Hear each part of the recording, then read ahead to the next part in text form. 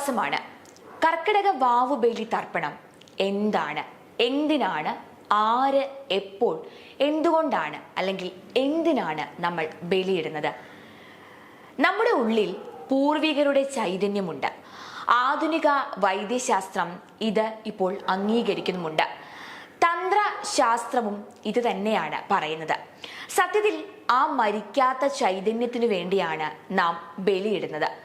മരിച്ചുപോയവർക്ക് വേണ്ടി അല്ല, പകരം തനിക്ക് വേണ്ടി, തൻ്റെ ഉള്ളിലെ ചൈതന്യത്തിനു വേണ്ടിയാണ് ഈ ബലി എന്നത്.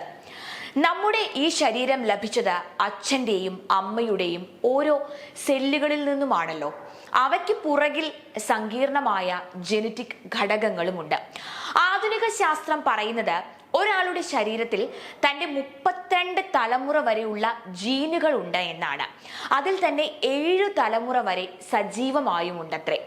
നമ്മൾ ബലിയിടുന്നത് ഈ 7 തലമുറയ്ക്ക് മാത്രമല്ല, തൻ്റെ പൂർവികർ തൻ്റെ ഉള്ളിലുണ്ട് എന്ന അറിവ് ഉറപ്പിക്കുവാൻ കൂടിയാണ് നാം ബലിയിടുന്നത്.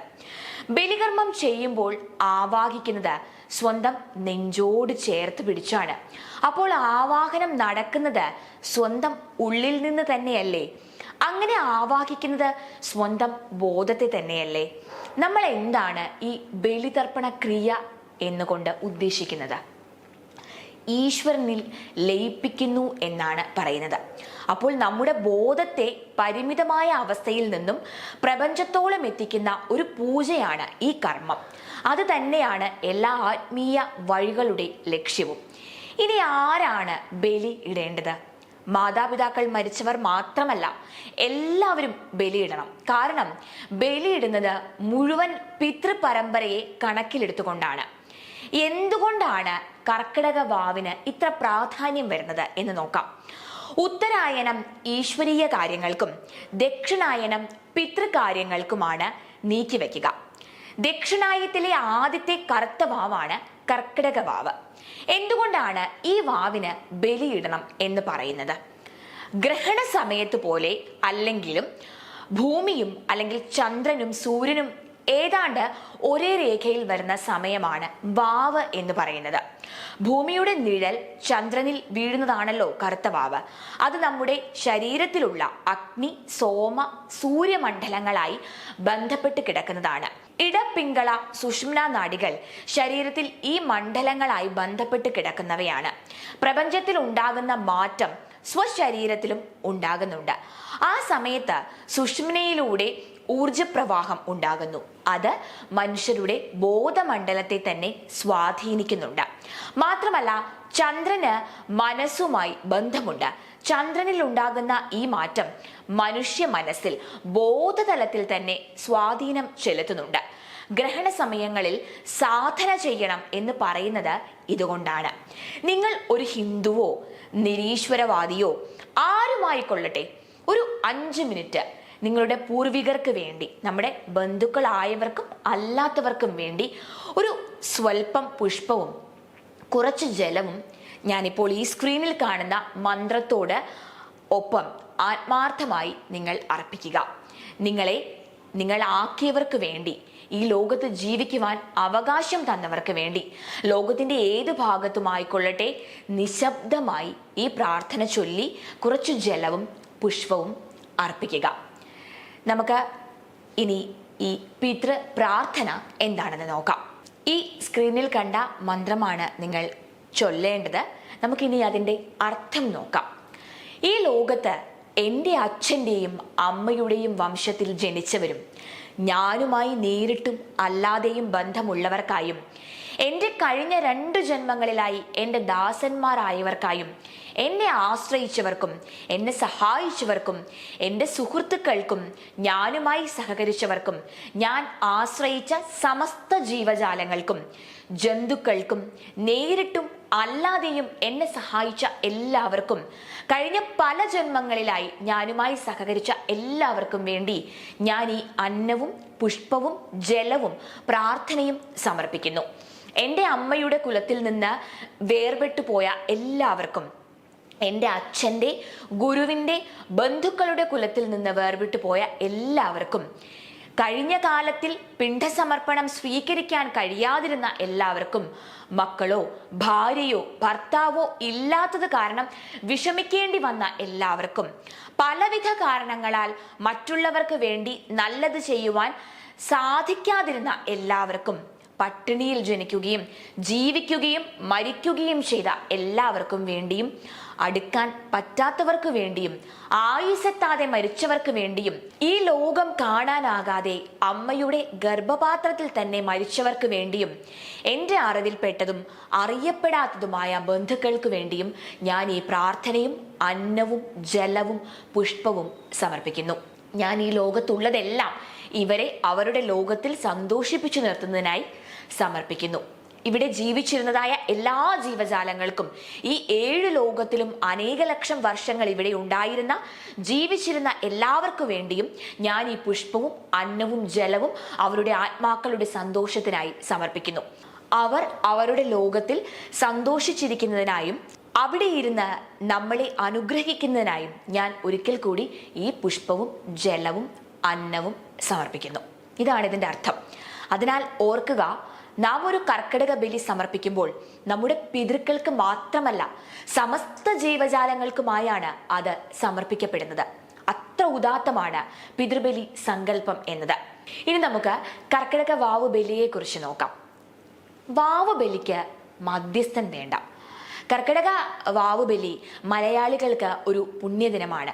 അന്നേ ദിവസം ബലിയിടുക എന്നത് പണ്ടേ മലയാളികൾ ചെയ്തു പോരുന്നതുമാണ്. പക്ഷേ ആ കാലങ്ങളിൽ മധ്യസ്ഥത്തിനായി ഒരു പൂജാരിയോ ക്ഷേത്ര സന്നിധാനങ്ങളോ ഉണ്ടായിരുന്നില്ല. അതിൻ്റെ ആവശ്യവും ഉണ്ടായിരുന്നില്ല. വീടായിരുന്നു ക്ഷേത്രം, ഗൃഹസ്ഥനായിരുന്നു പൂജകനും പൂജാരിയും. അന്ന് ഗൃഹങ്ങളിൽ നടത്തിയിരുന്ന ബലികർമ്മം എങ്ങനെയായിരുന്നു എന്ന് നമുക്ക് ഇപ്പോഴൊന്ന് നോക്കാം. ബലിയിടാൻ വേണ്ട വസ്തുക്കൾ എന്നത് അരി, എള്ള്, പൂവ്, തുളസിയില, അതുപോലെ കറുക, വെള്ളം, വാഴയില എന്നിവയാണ്. വീട്ടുമുറ്റത്തെ ഒരു കോണിൽ വൃത്തത്തിൽ ചാണകം മെഴുകി ഒരു സ്ഥലം ശുദ്ധമാക്കും. കർക്കിടക വാവിന്റെ തലേ ദിവസം ഗൃഹനാഥൻ മത്സ്യമാംസാദികൾ പാടെ ഉപേക്ഷിക്കും. വാവുദിനം ഗൃഹനാഥൻ അതിരാവിലെ എഴുന്നേറ്റ് തൊട്ടടുത്തുള്ള തോട്ടിലോ പുഴയിലോ ഒക്കെ പോയി കുളിക്കും.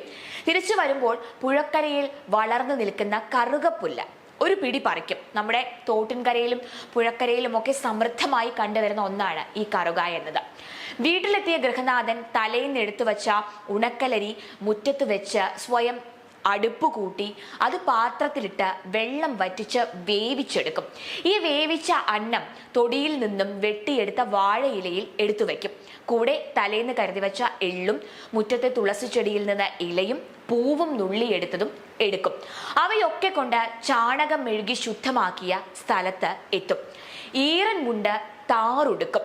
1-2 കറുക കൂട്ടി വലതു കൈയിലെ മോതിര വിരലിൽ മോതിരം പോലെ വളച്ചു കെട്ടി പവിത്രമായി അത് അണിയും. തുടർന്ന് ചാണകം മെഴുകിയ തറയിൽ കറുകപ്പുല്ല് വിരിക്കും. കിണ്ടിയിൽ നിന്ന് 3 തവണ വെള്ളം തളിക്കും. ഇലയിൽ ചോറ് 3 ഉരുളയാക്കി ഉരുട്ടിവെക്കും. മരണമടഞ്ഞ സകല പൂർവികരെയും മനസ്സിൽ ധ്യാനിച്ച് ഒരു ഉരുള കറുകയിൽ വെക്കും. അതിനു മുകളിൽ ഒരു പിടി എള്ളോ 2-3 തുളസി ഇലയും വെക്കും. കിണ്ടിയിൽ നിന്നും 3 തവണ തീർത്ഥം തളിക്കും.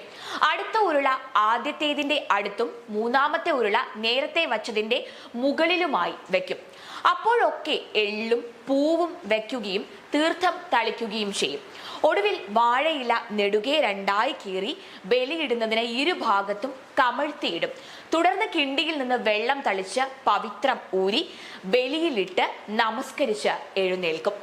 ബലിയിട്ട് കഴിഞ്ഞാൽ കിണ്ടിയിലെ വെള്ളമെടുത്ത് ബലിക്ക് നേരെ അല്പം ദൂരെ മാറി നിന്ന് വെള്ളം കൂട്ടി കൈമുട്ടും. ഈ ചടങ്ങിനല്ലാതെ വെള്ളം ചേർത്ത് കൈമുട്ടരുത് എന്നൊരു വിശ്വാസവും നമ്മുടെ നാട്ടിൻ പുറത്ത് ഇപ്പോഴുമുണ്ട്. അല്പം നേരം കൈമുട്ടിക്കഴിഞ്ഞാൽ നമ്മെ അത്ഭുതപ്പെടുത്തിക്കൊണ്ട് എവിടെ നിന്നറിയാതെ 1-2 കാക്കകൾ വന്നെത്തി ആ ബലിയെടുക്കുന്നതും കാണാം.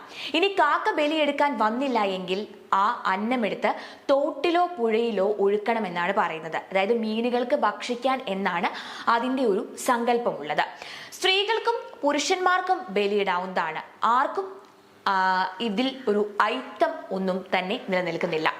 ബലിയിടുമ്പോൾ പുരുഷനാണ് എങ്കിൽ തെക്കോട്ട് തിരിഞ്ഞു നിന്നും സ്ത്രീയാണെങ്കിൽ കിഴക്കോട്ട് തിരിഞ്ഞ് ഇരിക്കണമെന്നുമാണ് പൂർവികർ പറയുന്നത്. മരിച്ചുപോയ എല്ലാ മുതുമുത്തച്ഛന്മാരെയും മുതുമുത്തശ്ശിമാരെയും സങ്കല്പിച്ചുകൊണ്ട് വേണം നാം ബലിയിടുവാൻ. ഈ സങ്കല്പത്തിന് ഒന്നും തന്നെ ഒരു പരിധിയുമില്ല. ഇനി വീട്ടിൽ അല്ലെങ്കിൽ ഫ്ലാറ്റോ മറ്റോ ആണ് എങ്കിൽ, അല്ലെങ്കിൽ സൗകര്യമില്ല എങ്കിൽ തൊട്ടടുത്തുള്ള പുഴക്കരയിലോ കടൽക്കരയിലോ ഒക്കെ പോയി നമ്മൾക്ക് ബലിയിടാവുന്നതാണ്. പോകുമ്പോൾ അരി വേവിച്ച് കൊണ്ടുപോകണം എന്ന് മാത്രം. ഇനി ഇപ്പോഴത്തെ അവസ്ഥ എന്നാൽ എന്താണ്? നമ്മുടെ ആരും തന്നെ വീടുകളിൽ ബലിയിടുന്നില്ല. അതൊക്കെ അമ്പലങ്ങളിലോ അല്ലെങ്കിൽ പുരോഹിതന്മാർ നേതൃത്വം നൽകുന്ന പുഴക്കരകളിലോ കടൽക്കരകളിലോ ഒക്കെ വേണമെന്നാണ് ആളുകളുടെ ഒരു മിഥ്യാധാരണ. ബലിയിടുമ്പോൾ ഇടയ്ക്കിടയ്ക്ക് സംസ്കൃത ശ്ലോകം വേണമെന്ന് കരുതുന്നവരും കുറവൊന്നുമല്ല. സംസ്കൃതം പറഞ്ഞാലൊന്നും ആത്മാക്കൾ പ്രീതിപ്പെടില്ല. അത് ചെയ്യുന്ന ആളുടെ മാനസിക സമർപ്പണം പോലെയാണ് ഇരിക്കുന്നത്. തന്നെയുമല്ല, പണ്ട് കാലത്ത് കേവലം പ്രാഥമിക വിദ്യാഭ്യാസം മാത്രം നേടിയ പൂർവികർക്ക് സംസ്കൃതം പറഞ്ഞാൽ മനസ്സിലാവുകയുമില്ല. അതിനാൽ ബലിയിടുമ്പോൾ എൻ്റെ അപ്പനപ്പൂപ്പന്മാരെ, മുതുമുത്തശ്ശിമാരെ ഇത് സ്വീകരിച്ചാലും എന്ന് മനസ്സിൽ പ്രാർത്ഥിക്കുക. അത്രയും മാത്രം മതി. വിവിധ ക്ഷേത്രങ്ങളിലെ ബലി കർമ്മങ്ങളെ കുറിച്ച് ദൃശ്യ ശ്രവ്യ മാധ്യമങ്ങളിലൊക്കെ കൊണ്ടുപിടിച്ച് പരസ്യങ്ങളൊക്കെ ഈ വാവുബലിയാകുമ്പോൾ വരും. അതിനർത്ഥം നമ്മുടെ പൂർവികർക്ക് അന്നവും വെള്ളവും നൽകാനുള്ള ക്ഷേത്രാധികാരികളുടെ ആക്രാന്ത സന്നദ്ധ എന്നൊന്നുമല്ലല്ലോ. ഹിന്ദു ചടങ്ങുകളെ വിറ്റ് കാശാക്കുന്ന പ്രവണതയാണ്. അത് അവസാനിപ്പിക്കുക തന്നെ വേണം. കേവലം വാവുബലി കർമ്മത്തിന് പോലും പുരോഹിതന്റെ മധ്യസ്ഥ കാർമ്മികത്വം അവസാനിപ്പിക്കുക വേണം. ശുദ്ധമായ മനസ്സോടുകൂടി നമ്മുടെ വീട്ടുമുറ്റത്ത് ബലിയിടുന്നതിനപ്പുറം ഒരു പുണ്യവും ഈ പറഞ്ഞ ക്ഷേത്രങ്ങളിലൊന്നും ബലിയിട്ടാൽ കിട്ടുകയില്ല. അതിനാൽ അർത്ഥമറിയാത്ത സംസ്കൃത വാക്കു പറഞ്ഞ് പുരോഹിതൻ നേതൃത്വം നൽകുന്ന ബലിക്ക് കാത്തു നിൽക്കാതെ നമുക്ക് ഇതില്ലെങ്കിലും സ്വയം പൂജകനും പൂജാരിയുമാകാം എന്നോർക്കുക. ഇനി വിദേശത്തുള്ളവരൊക്കെ ആണെങ്കിൽ അവിടുത്തെ നിയമം അനുവദിക്കുന്നുണ്ട് എങ്കിൽ കടൽ തീരത്തൊക്കെ ചെന്ന് നിങ്ങൾക്ക് ബലിയിടാവുന്നതാണ്. ആത്മാക്കൾക്ക് വൻകരയും ഭൂഖണ്ഡവും ഒന്നും വിഷയമല്ല. മനസ്സറിഞ്ഞ് എവിടെ ബലിയിട്ടാലും അവരത് സ്വീകരിക്കുക തന്നെ ചെയ്യും.